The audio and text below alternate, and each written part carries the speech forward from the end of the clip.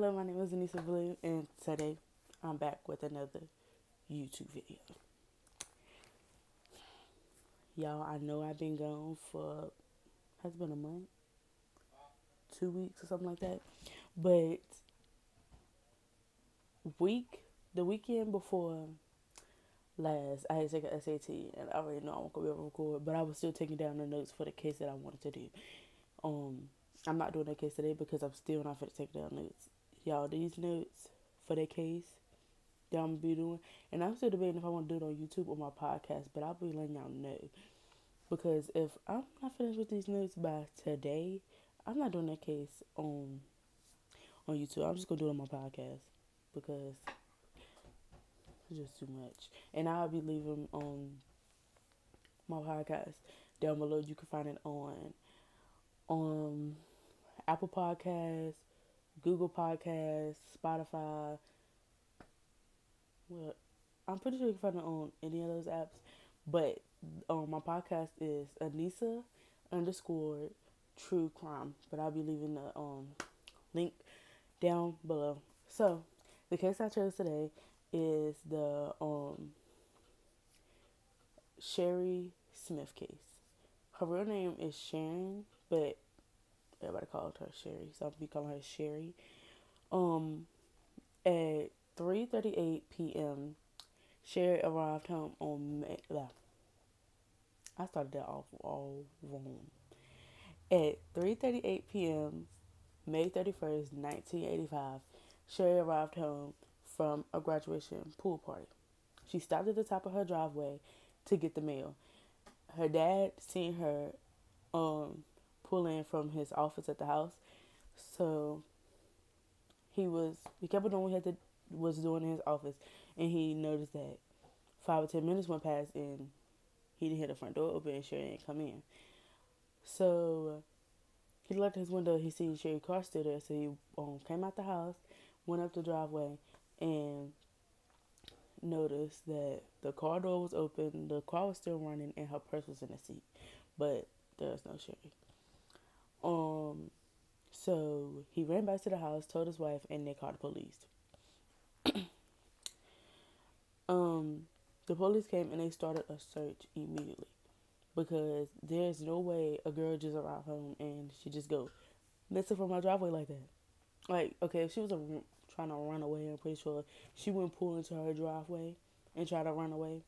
But yeah, so they started a search, and 2 days later they still ain't found her. But Shari's parents received a call from a man saying, you will be receiving a letter in the mail and that Shari is fine.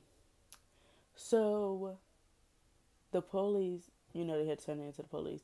So I guess it was a Friday. Yeah, it was Friday. That Saturday, I guess the post office wasn't usually open on that day. So the police opened up the post office and they went in and they started searching through the mail until they found the letter.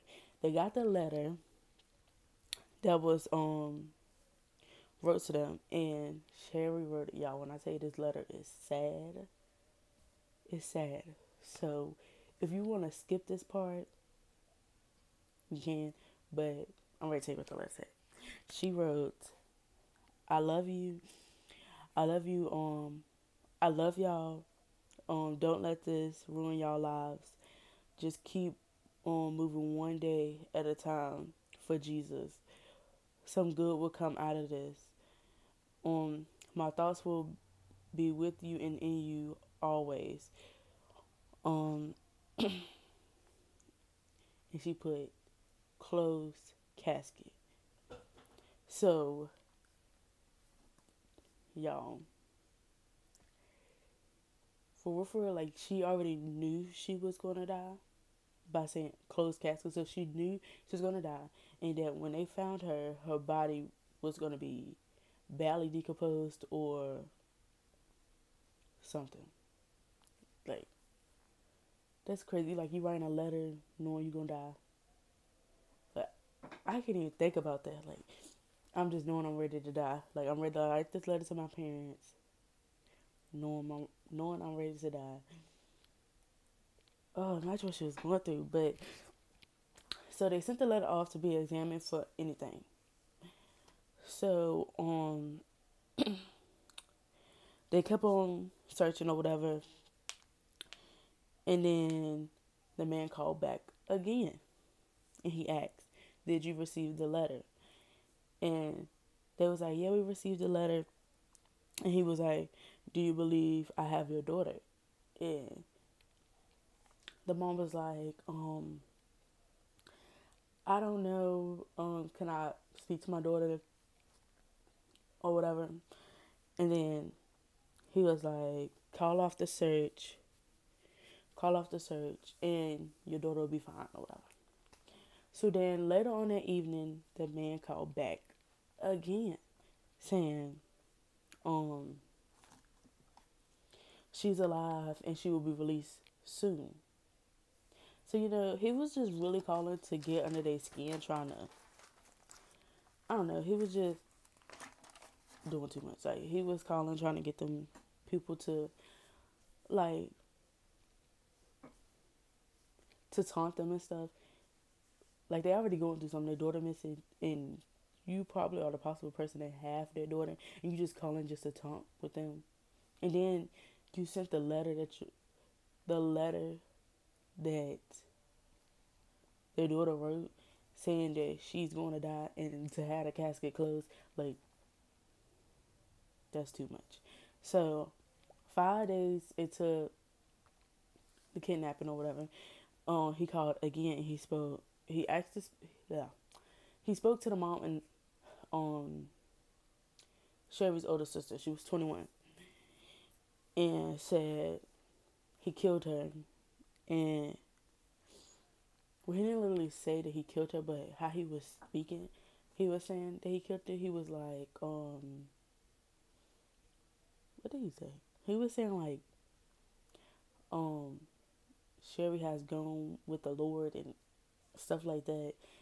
And the mom was like screaming into the phone. If I can, like, y'all gotta hear the audio. Like, she was screaming into the phone, like, "Please don't kill my daughter. Please don't kill my daughter." And he was saying stuff, and she was like, "What does that mean?" And then he was like, "Don't ask any questions." And like, and then he hung up. So then he called back the next day, and he was telling them what roads to turn on to find Sherry and where to find her at. So they got in. They went to where he said, and Sherry was dead, and her clothes that she was wearing was laying over top of her. And came back that she been dead for several days. Like, that first day he kidnapped her, and after she wrote that letter, he killed her. Like, he killed her. He had her for 12 hours. That means he killed her like an hour or two after she wrote the letter and sent it off. That's just crazy. Like, it's just sad. Um, so they still ain't know who it was. So they had her funeral, and the night of her funeral, the man called back again, and he was like, "Can you take it?" And then, "Can you take hearing how your daughter died?" And they had to like be like, "Yeah," to then get more evidence, but they couldn't really trace where he was calling from because he only stayed on the phone for like, back then you had to stay on the phone for like 15 minutes to try to track the phone. He would only stay on the phone for like maybe 2 minutes or 5 minutes, but he would stay on there long and he'll hang up. Or he'd be calling from like different numbers, like payphones and stuff like that. So they really couldn't trace who it was. So he called and was like, I'm gonna tell you what happens, how I killed your daughter. Can you take it? And he had to say, yeah. And he told him how he killed her. She died from, she suffocated. He taped her, like, her face, I think, and she couldn't breathe. And that's how she died. And then, um, the funeral passed or whatever, that was the last call until a few weeks later. He called back, but this time he did not want to talk about Shari. Like, he was over the fact that he killed Shari, and he wanted to talk about a different girl. Her name was Debra. Debra Helmick. She was a 10-year-old girl who went missing from her front yard. And he called and he asked, he was like, do you know the Debra Helmick girl that went missing? And the mom was like, no. And he was like, the 10-year-old girl that went missing? Just like, yeah, I know. And then he was like, telling her where to find her body. So they found her body. They found her body, and he didn't call anymore. So then they got the results from the lab. The letter, like, okay, you know how if you write in a book, okay, let's say if you write in a book, and you write on the page in front of something you wrote, and then you write, like, and you write hard, well, not hard, and it just picks up, then, like, you can't, I don't know how to explain it, like, okay, you have a page, and the page behind it has writing on it, and you write, and it picks up what it wrote on the other page, but you can't see it unless you take, like, a pencil or something that's color on it. Like, I don't know if y'all understand it, but you take a pencil, like, you won't be able to see with your eyes, but if you take a pencil and you lightly shade over it, like, you can see, it'll pick up, like, it shows, like, what was written. But yeah, that's what happened. Her letter, like, she wrote in a notebook or on a page, wrote in a notebook, and a page behind it had, like, information on it. And the machine that they put it in picked it up, and it said it had a number to call for in case of an emergency. So they called the number, and a man picked up, and he was like, the number was from Alabama. So he was like, hello, who is this or whatever. And it was like, do you know anybody do you have any relatives in South Carolina? And he was like, yeah, mom and dad. So he gave the mom and dad number. They traced the number, and the number went to the mom and dad's house. So they went over to talk to the dad. And so he was like, what did he say? He was like, can I talk to you because did you hear about the murder of Shari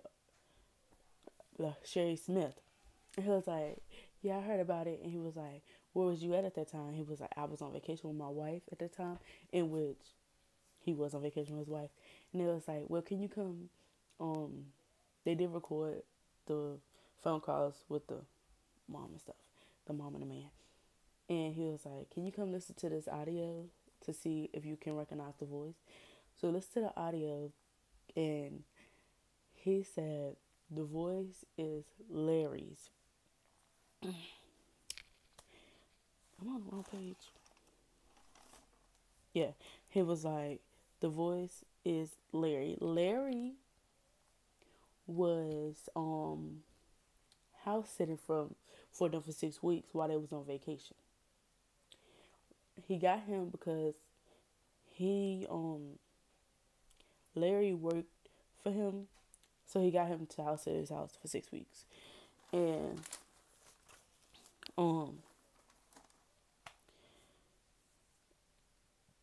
in the book that Shari wrote in was the book where he wrote down the number. I guess they went to Alabama, so that was like one of the numbers to call so they can talk to each other. That's why the on that book that she wrote in, it picked it up on the back of her letter that she wrote to her parents when they went to go do it. So they searched. They went to his house. He was like, the police asked if they searched his house. He was like, yeah. They went in and they found 6 blonde pieces of hair that matched Shari. So they arrested Larry, and the man said, when they was asking the man some more questions, he said that the only thing, when Larry went to go pick them up from the airport, the only thing he wanted to talk about was the murder of Shari Smith, and that's all he wanted to talk about the whole ride home from the airport was that. And they looked into Larry's background and found out that was not the first time. Like, that was not his first crime. Like, Shari was not his first crime. Like, he had like a lot of charges for he tried to kidnap a girl from the university.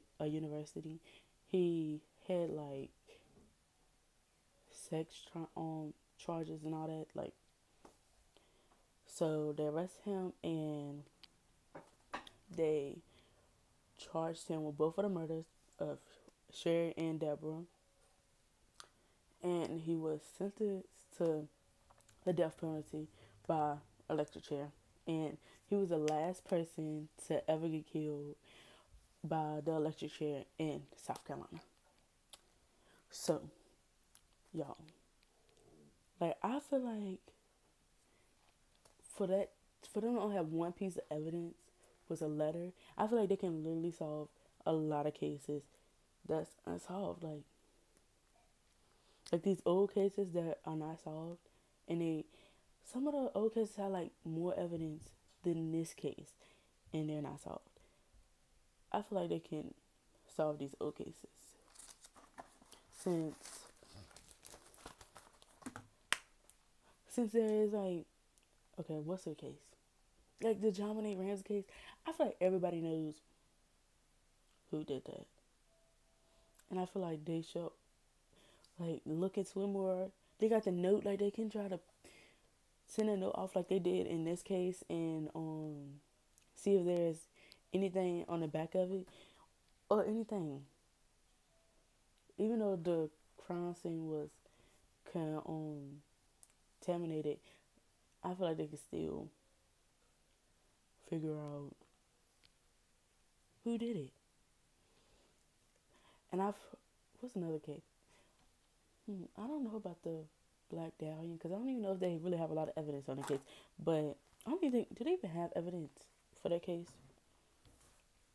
But I feel like a lot of cases could be solved about one little piece of evidence. Because this case didn't even take long to solve. For real, for real. Like it didn't.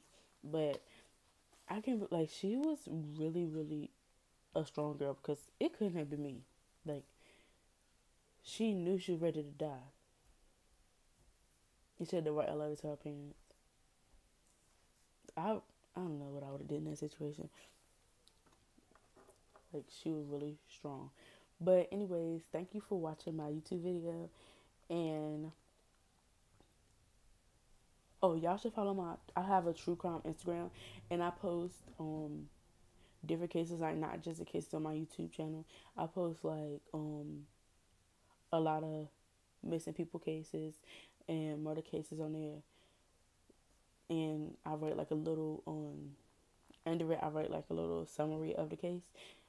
And yeah, and then I post on my stories, and you could pick which case should I do on my YouTube or my podcast.